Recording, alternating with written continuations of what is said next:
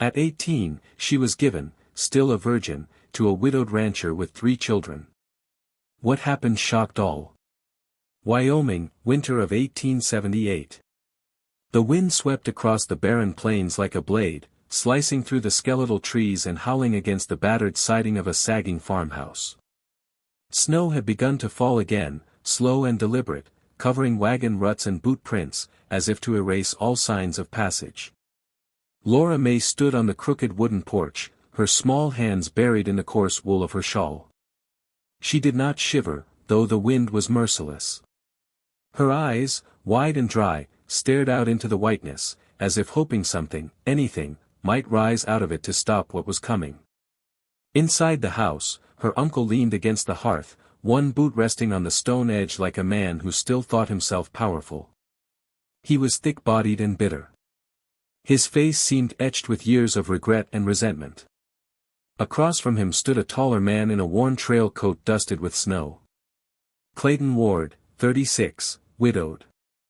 He held his hat in one hand, the other resting at his side. His face was unreadable, jaw set, eyes the color of winter ash. "I told you," the uncle said, voice gruff and sharp. "She's untouched, still a virgin, fresh as morning milk." Clayton said nothing. "She's strong, too, not soft like the saloon girls in town. Raised her on beans and chores. She can carry water, break kindling, mend cloth." He spit into the fire. "A woman like that ought to be worth more than $50, but I'm settling fair." Still, Clayton said nothing. In the corner, the fire popped as if it wanted to interrupt. The silence grew thick between them. Laura's fingers dug tighter into the fabric at her waist. She had not been asked, not for her thoughts, not for her consent. Her uncle had never seen her as anything but a burden, another mouth that ate what he could not earn. Her mother had died when she was 12, and no one since had spoken her name with kindness. Outside, the wind howled harder. Clayton finally reached into his coat and pulled out a leather pouch. It clinked as it landed on the table. Beside it, he laid a folded paper title to a prize bull.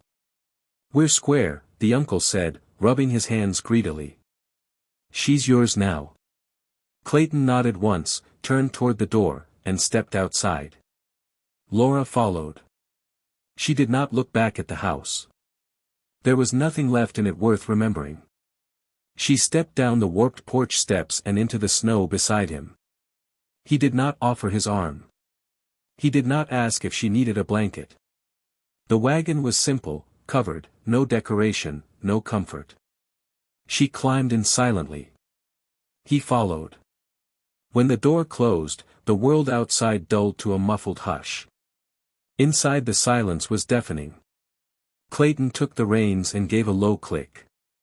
The horses started forward, hooves crunching against ice-crusted snow. Laura kept her hands folded tightly in her lap. He did not speak, not one word, not even a glance. She did not ask where they were going or how long it would take. She knew it didn't matter. In that moment, she was not a bride, not a wife, not even a woman. She was a transaction, a solution to someone else's problem. She didn't cry. She didn't plead. Because in this world, a girl's tears didn't buy her freedom. They only froze before they could fall. The Ward Ranch spread out like a frozen sea. Quiet, vast, and unbearably still. As the wagon rolled past the front gate, Laura could see a 2-story wooden house standing against the wind, flanked by a barn and 2 smaller sheds. The snow on the roof had begun to melt at the edges, dripping steadily like the ticking of a slow clock. Clayton helped her down, but said nothing. He nodded once toward the front door and then walked toward the barn, his footsteps fading behind her like the end of a sentence. Inside, the house was clean, orderly, and cold. Not just from the Wyoming winter, but from something else. A silence that lived deep in the walls. No laughter, no warmth, just the soft creak of wood and the faint echo of what used to be. 3 children stood in the hallway watching her with wide-guarded eyes. The smallest, Rosie, was barely 3. Her hair was a tangle of soft brown curls, and her thumb sat firmly in her mouth. Eli, 6, held her hand protectively, his face solemn, his shoulders stiff like a little man. Micah, 8, stood behind them, arms crossed, jaw tight. He was already his father's son in posture, if not yet in age. None of them spoke. Laura offered a gentle smile. "Hello," she said softly. Rosie blinked. Eli looked down. Micah turned and walked away. It was the beginning. The days that followed passed in a rhythm of uncertainty. Laura woke early, fumbling through unfamiliar chores. Hauling water, scrubbing floors, chopping vegetables, hanging linens, trying not to burn the bread. The stove was temperamental. The water pump was crooked. The chickens hated her. She did not know how to saddle a horse or soothe a child's nightmare. She did not know where things went in the pantry or how to sew a sock without stabbing her own finger. She did not know why Rosie cried when the clock struck 3 or why Eli refused to eat carrots, but she tried. Each morning she rose before dawn and tried to learn what this place expected of her. Clayton never raised his voice. He did not criticize. He barely spoke at all. But every now and then, when she thought no one was watching, she would find new notes pinned quietly beside the stove. Use oak for better heat. Boil potatoes before peeling. Rosie likes her porridge with cinnamon. One morning, she found a slip of paper tucked under a cracked bowl. You don't have to do it all. Just try. She stared at the words longer than she meant to. At night, after she went to bed, she would sometimes hear footsteps downstairs. By morning, she would discover the dishes she left half-washed were now clean and dried. The bread dough she had given up on was baked into soft, round loaves. The firewood she forgot to bring in was stacked neatly beside the hearth.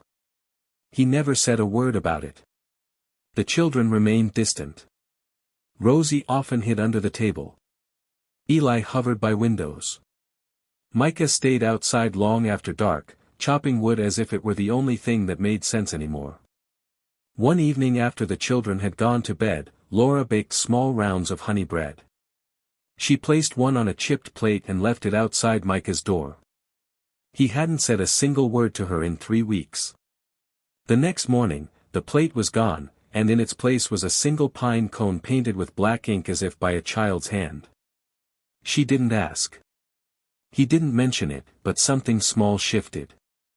Later that day, she passed by the kitchen and saw that someone with rough hands, had cleaned the soot off the stovetop, not with a cloth, but with care, and for the first time since arriving, Laura exhaled without trembling.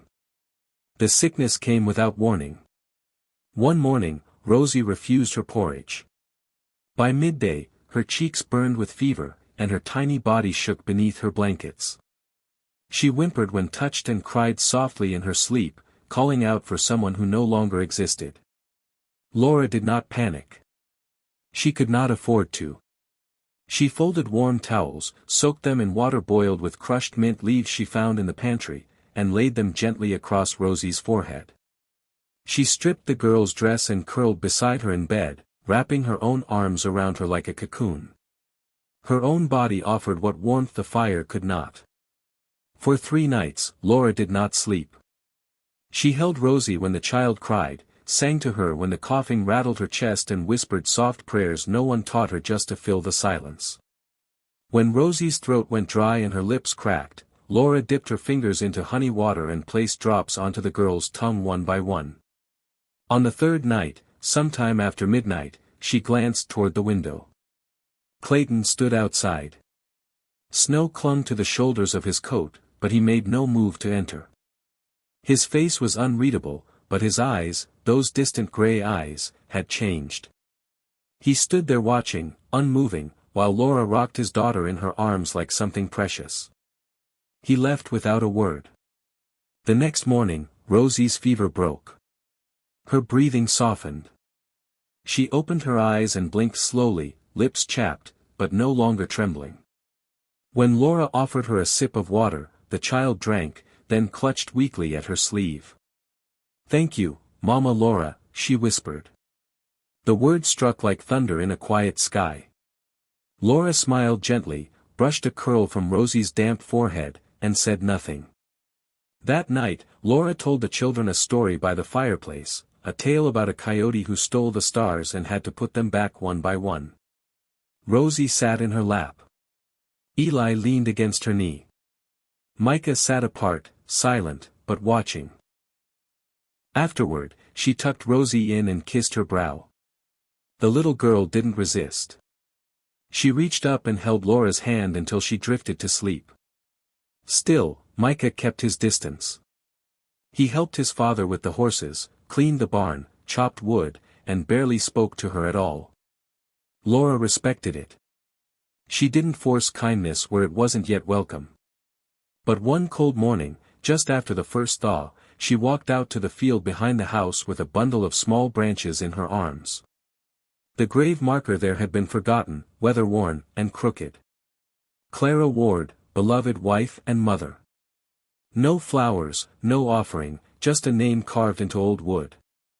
Laura sat in the snow, her fingers red and numb, and began to work. She tied twine around 3 pine branches, then fastened them into a crude but careful cross. She laid it gently at the base of the marker. She didn't know she was being watched. That evening, Micah didn't say a word during supper. But as Laura cleaned up, he walked into the kitchen and muttered, "You spelled her name right." Laura paused, drying her hands on a towel. "I made sure." Micah nodded once, then walked out again. Later that night, Miriam, an older neighbor who sometimes helped with sewing, visited briefly to drop off fabric. As she took her coat, she leaned toward Laura and whispered, "Do you know you're the first person Clayton's let into that room since Clara passed?" Laura blinked. "What room?" "The one you've been caring for Rosie in." That was Clara's room. Clayton hadn't touched the doorknob in 3 years. Outside, snow began to fall again. Clayton remained a silent figure in the house. He never offered praise, never spoke of what he saw. But Laura caught the way he sometimes paused when passing the children's room.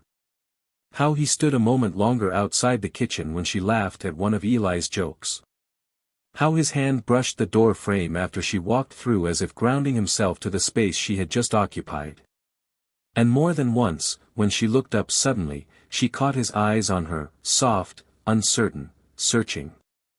But always, he turned away before she could hold his gaze. Still, something had begun to shift. It was not love, not yet, but it was no longer silence. It was a quiet evening, brittle with cold. The wind had stilled, and the snow outside lay untouched, like a blanket no one dared disturb. Laura had just finished folding the last of the children's clothes when she heard voices deep and male coming from the barn behind the house.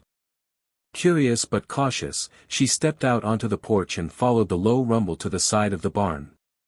The door was slightly ajar. She stood still, careful not to breathe too loudly. Inside, Clayton stood by a lantern, his gloved hands resting on the saddle rack. Opposite him, a man with a thick beard, and a laugh that echoed too loudly, leaned casually against a post. "So," the man smirked, "how's married life treating you? That girl can't be more than 18? Clayton didn't answer immediately. The man continued, voice mocking. "You must be having a fine time with a young thing like that. Bet it keeps the bed warmer than the firewood does, eh?" Laura's breath caught. Clayton's voice came low and even. "I took her because it was convenient. No feelings involved. Just needed someone to keep the house in order, care for the children." The other man chuckled crudely. "That all, huh?" Clayton gave a short nod. "That's all." Laura did not wait to hear more. She turned and walked away, her chest tight, her vision blurry. Her hands trembled as she opened the door to the house and stepped into the dark hallway. The warmth of the fire mocked her now, and the walls that had begun to feel familiar pressed in around her like a cage. She climbed the stairs and went to her small room. There was no sound in the house except the occasional creak of wood and the beating of her own heart. She wrote the letter in silence. If I am only a shadow, let me disappear into the snow. I will not wait for spring. She folded it carefully and placed it on the table in the kitchen beside the small bowl of dried herbs she had planned to use for soup the next day. Then from her drawer she took the only thing she had ever called hers, a worn leather belt Clayton had repaired without being asked. The stitching was uneven, the thread thick and rough, but it had held ever since. She laid it beside the letter. Outside the sky had turned silver. She wrapped herself in her coat, pulled her scarf high over her mouth, and stepped into the snow. The wind did not greet her. It simply opened its arms, and let her vanish into the dark. It was Eli who woke first. He had been dreaming of wolves or snow or Laura. He stumbled from his bed and wandered down the stairs, calling her name softly. When he could not find her in the kitchen or the parlor or near the fire where she sometimes slept when Rosie was restless, his calls grew louder. Laura. Then he began to cry. His sobs woke Rosie, who began wailing. Micah came down next, confused and barefoot. Clayton descended the stairs 2 at a time. When he saw the letter, his face went pale. When he saw the belt, he closed his eyes. And when Eli cried out her name again in a voice so broken it could have come from a grown man's chest, Clayton didn't hesitate. He threw on his coat, grabbed his rifle, and ran to the stable. Within minutes, he was gone, riding hard into the night, the snow rising up to meet him like the edge of a cliff. Clayton found her near dawn. The snow had lightened but not stopped. Tracks were faint, nearly gone, but he followed them anyway, guided more by instinct than logic. He rode hard through thickets and across a frozen creek until he reached the old stream beyond the hills, where the water still ran under sheets of ice. There on a fallen log beside the water, he saw her. Laura sat curled in on herself, arms wrapped tight, her scarf damp with frost. Her lips were pale, her cheeks flushed with cold. She looked small, so small. He dismounted quietly and approached, his boots crunching softly over the frozen earth. When she looked up, her eyes met his, but she did not speak. He stood before her for a long moment.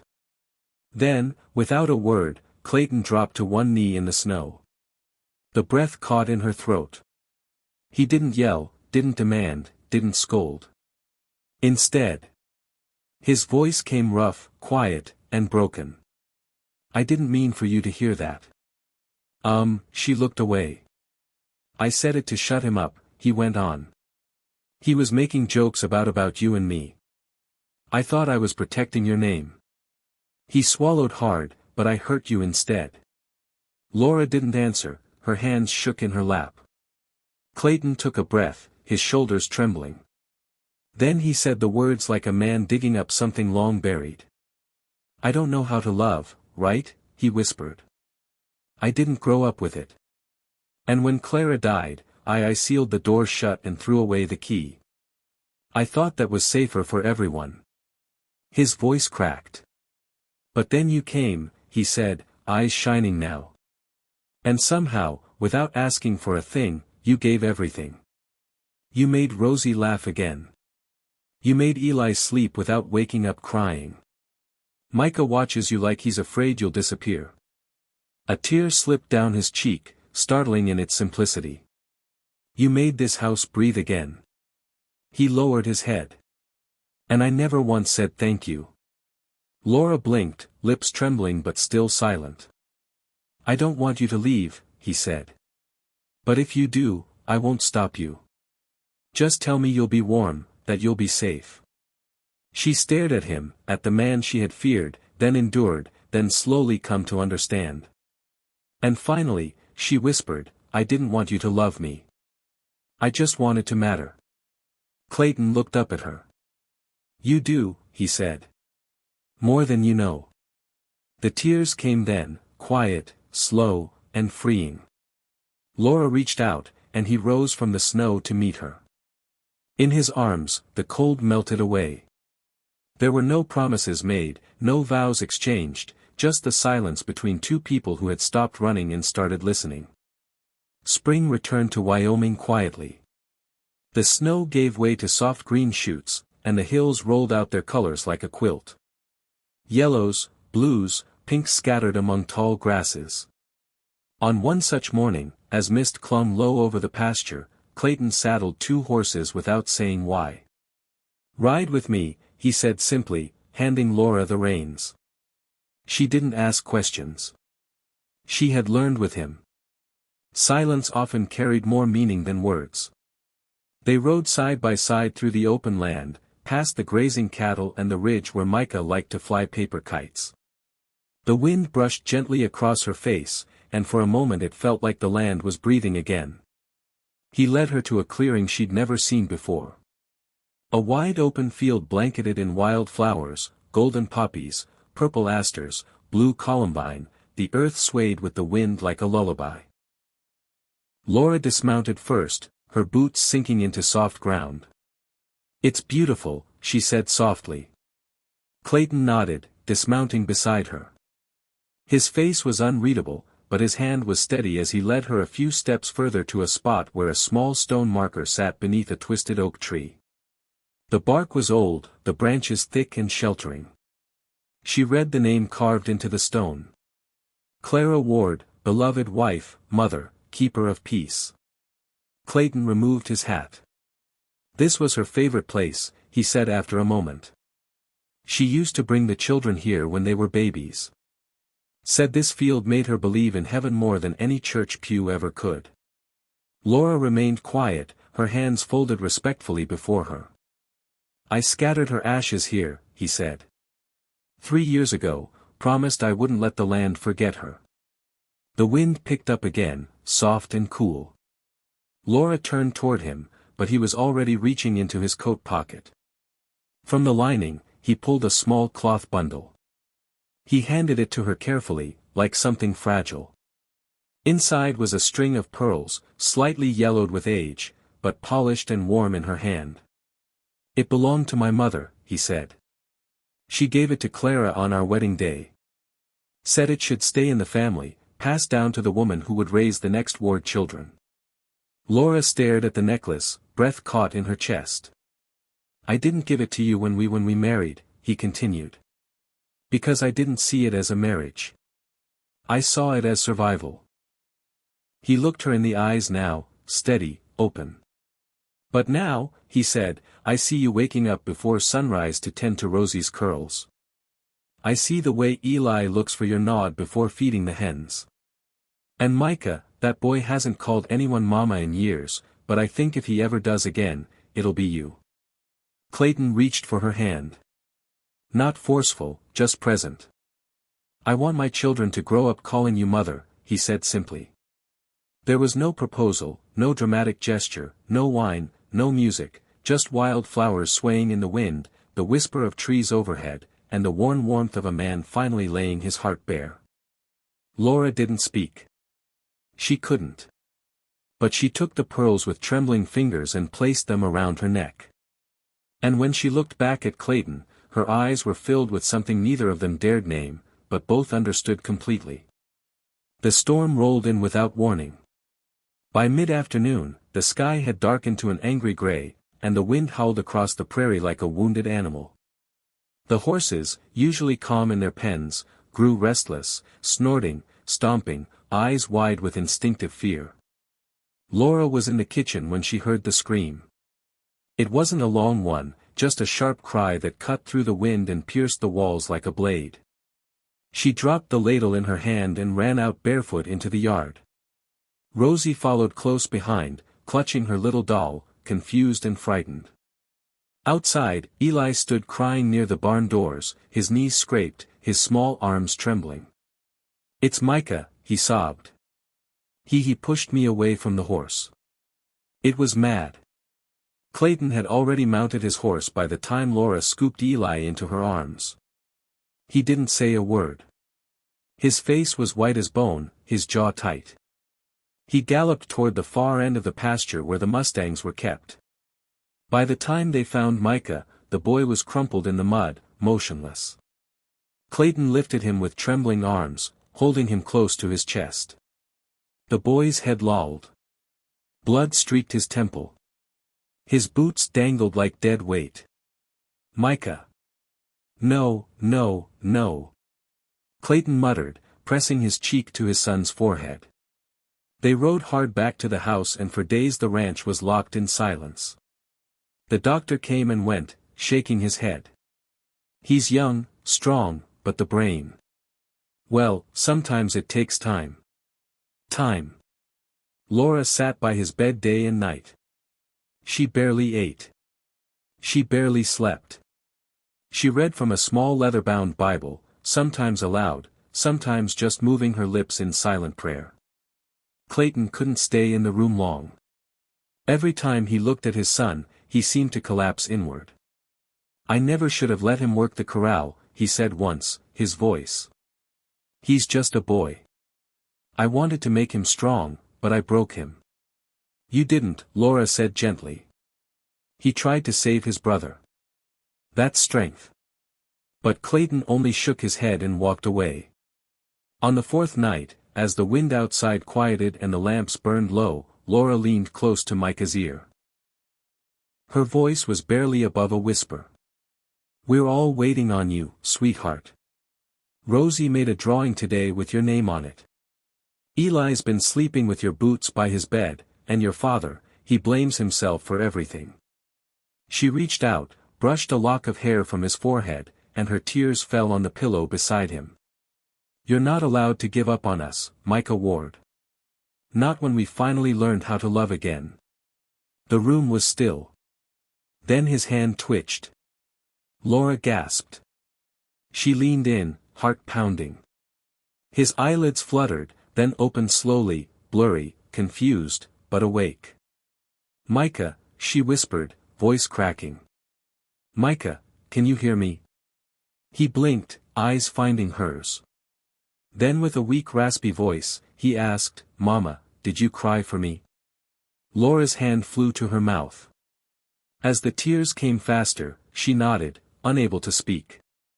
Clayton, standing at the doorway, heard the word, "Mama," and staggered back against the wall, pressing a fist to his chest as if trying to hold himself together.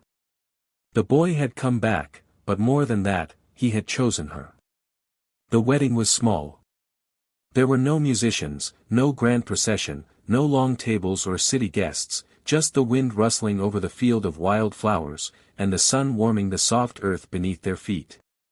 Clayton had chosen the same clearing where Clara's ashes rested, where the oak stood strong, and the wild flowers grew in unruly, beautiful chaos. Laura wore a simple ivory dress sewn by hand with lace Rosie had picked from an old chest in the attic.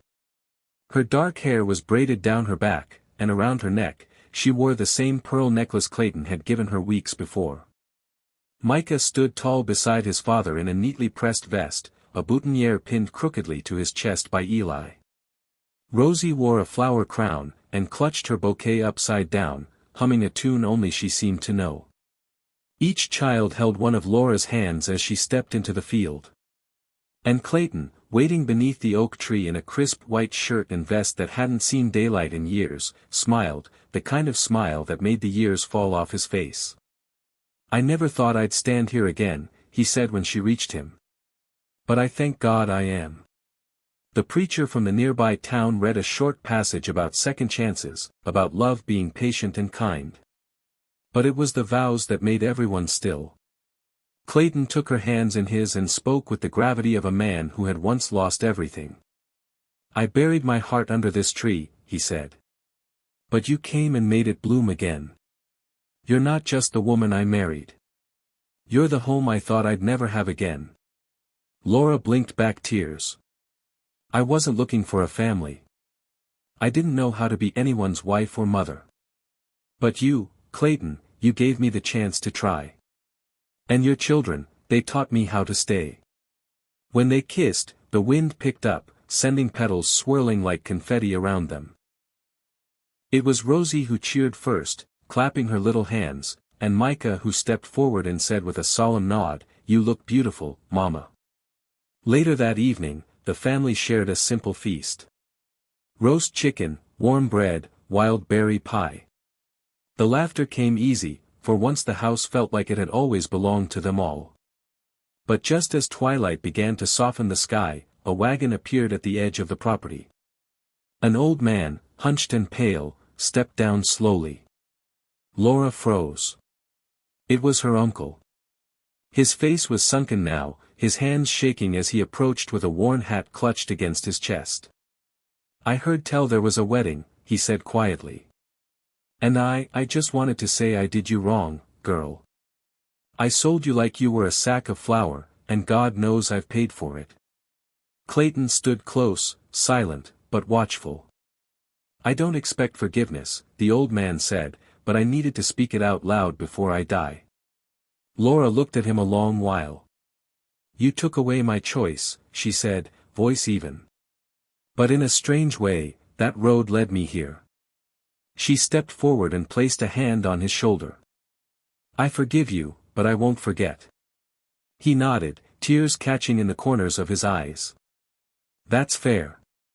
As the old man turned and slowly walked back to his wagon, Clayton wrapped an arm around her. "You didn't have to do that," he murmured. "I did," she whispered. "For me." A few weeks later, the skies broke open with a warm spring rain. Laura stood barefoot in the field, her dress soaked, her hands resting on the gentle swell of her belly. Clayton joined her in the downpour, lifting her face to the sky with both hands. "I lost one good woman to heaven," he said softly. "But God, in His mercy gave me another, not just for me, but for all of us. You didn't just save me, Laura. You saved this whole house." She leaned into his chest as the rain fell, steady and kind. That afternoon, together with the children, they planted a white cottonwood tree beside the oak, its blossoms soft and bright against the gray sky. A promise in bloom. "Let it grow," Clayton said, patting the soil. "Even through drought and storm. And when it flowers," Laura added, "we'll know love still lives here." And so it did through every season that followed. If this story stirred something deep in you, if you believe that love can bloom in the harshest winters and that broken people can still build something whole, then don't forget to show your support. Hit the like button, share your favorite moment in the comments, and let us know, do you believe second chances can become life's greatest blessings? And if you want more tales of forbidden love, quiet devotion, and fierce hearts surviving the wild frontier, subscribe to Wild West Arches Stories and turn on notifications. Because out here under the wide American sky, love never rides easy, but it's always worth the ride.